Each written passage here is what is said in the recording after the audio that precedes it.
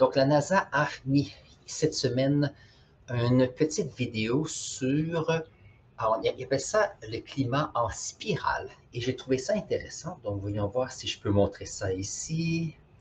Je vais reculer cela un petit peu. Voyons voir comment est-ce qu'on va y aller. Parfait. Très bien. Donc ici, qu'est-ce que c'est? C'est nous avons ici à peu près 120, 150 ans, presque 150 ans de température. Et ça, c'est la version ici avec, bien sûr, notre en Celsius. Donc ça vient, alors je vais mettre le lien. Tiens, je vais vous donner le lien tout de suite. Il y a des personnes qui peut-être aimeraient voir cela. Donc ça ici, c'est la source. Je vais la mettre dans la section clavardage ici. Voilà, très bien. Donc, c'est une spirale des climats depuis une 150 ans à peu près, et ça montre un peu qu'il y a, selon les données, un réchauffement planétaire. Donc, voyons voir si on peut regarder ça. On va le regarder deux fois et on va pouvoir en discuter. Donc, si on regarde ça ici, on commence en 1881. Vous allez voir ici qu'il y a ici la moyenne, ici à 0 degré. Vous allez voir que c'est une moyenne et donc, il y a 150 ans, les températures étaient plus chaudes que la moyenne, plus froides que la moyenne, excusez, et avec le temps, on va voir des changements qui arrivent. Voyons voir ce que nous avons. Donc, on voit très bien ici que on monte les années rapidement, les températures sont plus basses que la moyenne. Et donc, il y a une stabilité ici qui existe. Donc, ici, tout va bien. Par contre, on va remarquer dans les années 1940 qu'on se rapproche beaucoup plus de la moyenne ici, de 0 degré ici. On a eu un réchauffement, on a eu un refroidissement dans les années 50 et 60, 70 aussi, et dans les années 70, on remarque qu'on se retrouve beaucoup plus de la moyenne ici. Et on peut remarquer que depuis les années 70, on est un petit peu plus chaud et que, si vous avez écouté les nouvelles, les températures sont des plus chaudes depuis que les civilisations humaines existent. Et regardez-moi ça, ce cylindre ici qui est fantastique. Et donc, c'est en spirale. C'est intéressant. On peut voir que si on regarde les études en ce qui concerne les changements climatiques, nous utilisons beaucoup la moyenne entre les années 1950 et 1980. Donc, on peut voir ici, alors on est proche du 0 degré, et donc ça nous donne un peu notre ligne de temps. On a pris une trentaine d'années, on a fait la moyenne, et c'est là qu'on a pris, on compare avec cette température.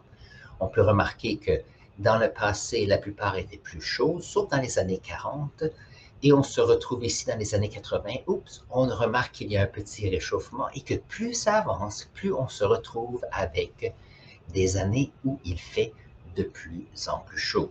Donc, je vais le recommencer parce que c'est fantastique comme façon de voir les choses. Voilà. Donc, allons-y. Alors ici, on peut voir, c'est un cadran avec les mois. Bien sûr, ici dans le mois de janvier, c'est le temps où il fait plus froid habituellement comme planète, mais en général, on se retrouve avec, ici, dans les années 30, ici, on sait. Alors ici, on arrive dans les années 40, il fait un petit peu plus chaud, on refroidit dans les années 50, 60 et 70. Et donc ça ici, ce sont des températures moyennes planétaires. Donc ça veut dire qu'on prend toutes les données qui existent sur la planète à un moment donné. Donc, si j'arrête ici en 1999, voilà, la ligne est juste ici. Ça veut dire que si on prend toutes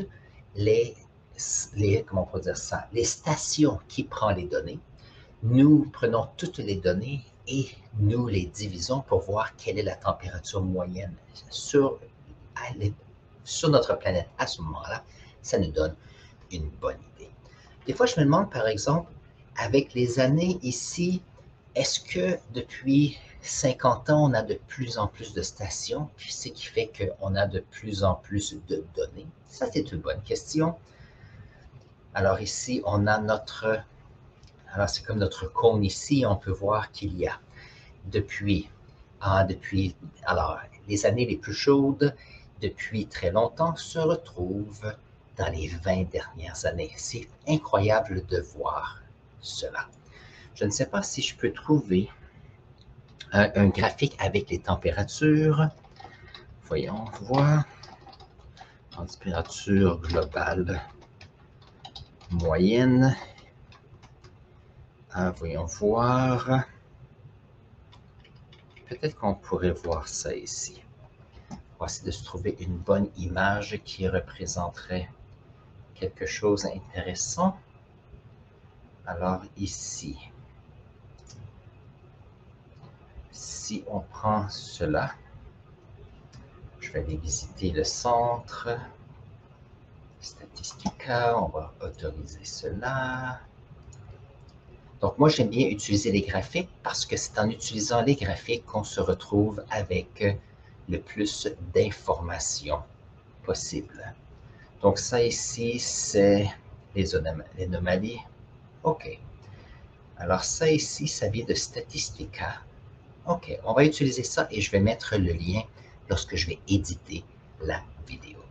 Donc si on arrête ceci, je vais montrer ça, on va montrer. Alors ça, c'est un autre graphique que j'aime beaucoup.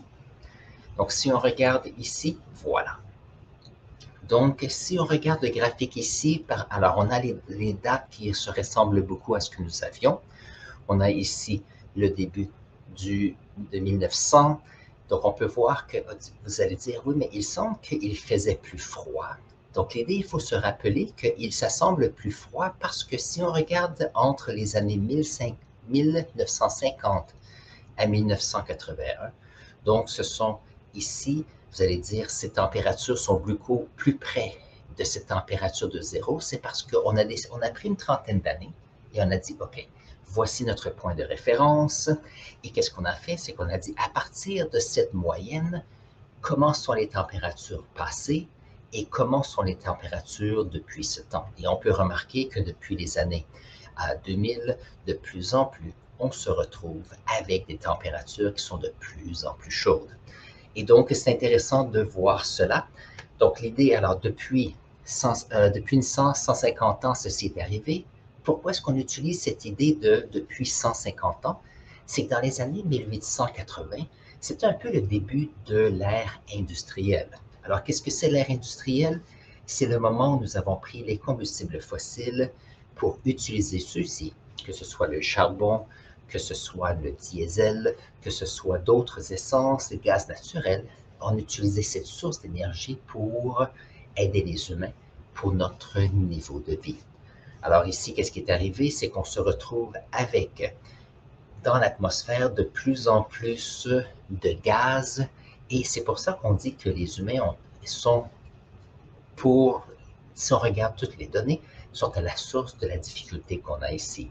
Parce que depuis 150 ans, on envoie dans l'atmosphère plusieurs gaz qui contiennent soit du dioxyde de carbone, du soufre, de l'azote, des molécules plus ou moins grosses qui causent bien sûr des réchauffements de l'atmosphère. Donc ça, c'est intéressant. C'est en Celsius, ça va très bien. Maintenant, il y avait cette semaine aussi les températures des océans. Voilà. Donc ici, nous avons alors c'est au sud de la Floride, à un endroit où on s'est retrouvé à peu près à 2 mètres de profondeur, les températures de l'eau qui étaient au-dessus, ici c'est de 101 degrés. Ça veut dire c'est une température qui est probablement dans le coin de 39 à 40 degrés Celsius. Donc, on peut comment est-ce que les océans peuvent être ceci? N'oubliez pas qu'on est près de l'équateur, premièrement. Sûrement que l'épaisseur d'eau n'était pas très épaisse. Et nous savons qu'il y a ce courant du Golfe qui est chaud, qui est aussi dans le coin. Malgré le fait qu'avoir des températures des océans à certains endroits près de 40 degrés Celsius, c'est des températures qui sont très très chaudes et il faut bien sûr s'assurer de dire, OK, est-ce que c'est quelque chose qu'on devrait faire attention? Alors, n'oubliez pas que lorsqu'on regarde ceci, vous allez dire, OK, est-ce que c'est possible d'arrêter la production du CO2 pour permettre à notre atmosphère de se refroidir? C'est un peu plus compliqué que cela. Parce que depuis 150 ans, comme j'ai mentionné depuis tantôt, il y a une augmentation du CO2 dans l'atmosphère. Donc, le fait de dire on arrive à un moment où il n'y a plus de production, alors on a un net zéro de production de carbone. La difficulté avec ceci, c'est que même si on est à zéro, il faut inclure qu'il y a tout le CO2 qui a été mis dans l'atmosphère depuis très longtemps. Donc, il faut trouver un moyen de descendre sous le net zéro. Et c'est là qu'on a toutes sortes d'idées et on se demande qu'est-ce qu'on peut faire. Il y a des personnes qui vont dire, oui, on peut utiliser les voitures électriques, par exemple. C'est vrai. Par contre, les voitures électriques, c'est une petite production de CO2 par rapport à tous les transports de marchandises, la fabrication, les manufactures de biens. Ici, ça peut être aussi, voyons voir, tous les transports aériens aussi. Donc, le fait de dire, OK, est-ce que c'est possible de, juste avec des voitures électriques, de faire cela? Je ne pense pas. Il y a la capture du carbone qui est une excellente idée. Par contre, les technologies sont assez dispendieuses. Donc, l'idée, c'est comment est-ce qu'on peut y trouver une façon de pouvoir aider notre petite planète. Bien sûr, quelque chose que vous pouvez faire, demandez à votre ville s'ils ont un plan pour planter des arbres. Vous allez dire, c'est une solution assez simple. C'est vrai. Par contre, ce n'est pas un arbre qui va faire une différence, mais si vous utilisez les médias sociaux, vos amis, votre petite ville, on se retrouve avec une augmentation du nombre d'arbres qui sont disponibles. Je me rappelle, il y avait MrBeast il y a quelque temps. Voyons voir si je peux mettre ça ici. MrBeast. Je pense que c'était 10 millions d'arbres qu'il voulait faire. 10 millions. Voilà. Voyons voir. Team Tree. Voilà. Donc, ça, c'était un des projets qu'il avait. Alors, c'était un mouvement où on voulait, avec l'utilisation de ces médias sociaux, de l'influence qu'il peut avoir.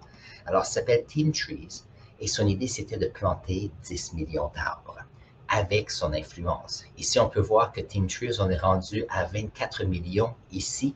Donc, l'idée ici, c'est, OK, est-ce qu'un arbre peut faire la différence? Aucunement. Est-ce que vous pouvez participer? Bien sûr. Donc, l'idée, c'est, est-ce que vous pouvez, avec votre ville, avec vos amis? C'est vrai que l'on peut payer pour cela, mais idéalement, si vous avez la chance, dans les parcs où vous restez, réhabiliter certains endroits de façon à ce qu'on puisse augmenter la verdure, comme ça, le fait d'avoir des plantes permet de diminuer l'albédo. Ça veut dire que ça permet de pouvoir absorber le CO2, mais en même temps absorber un peu de chaleur. Et ça, c'est beaucoup moins chaud que si nous avons du ciment. Donc, moi, je pense que c'est quelque chose ici. Oh, c'était 20 millions d'arbres qu'il voulait faire. Alors, ça, c'était le vœu original. On est rendu à 24 millions. Donc, ici, on peut voir même, alors ici, le 29 juillet, ça c'est aujourd'hui, il y a encore des personnes qui font cela. Donc, ici, cette personne a payé pour planter 10 arbres pour le fait qu'il avait pris l'avion. Et son idée, c'est s'il plante des arbres, ça peut un peu équilibrer le fait qu'il a utilisé l'avion pour voyager. Mais l'idée, c'est qu'on ne veut pas compenser pour la production de CO2. On veut enlever le plus de CO2 avec des moyens naturels. Alors ça, je pense que c'est intéressant. Ça fait partie un peu de notre idée. Ça, c'était bien sûr ce site de la NASA. Et ça, c'est intéressant parce que la NASA nous montre toujours des choses intéressantes. Alors, si vous êtes intéressé, vous pouvez voir et je vais mettre le lien en bas dans la description. On a ici ce graphique qui montre la spirale. Vous pouvez la voir avec les degrés Fahrenheit. Si vous êtes aux États-Unis, et bien sûr en degrés Celsius si vous êtes à l'international. Si vous avez appris quelque chose d'intéressant aujourd'hui, n'oubliez pas de vous abonner à notre chaîne Si vous avez des questions supplémentaires, mettez-les dans la section commentaires. Ça me fait toujours plaisir de les lire et les utiliser pour faire nos prochaines vidéos. Sur ce, prenez un instant et je vais mettre ici un lien pour une autre vidéo pour vous et on se voit dans la prochaine vidéo.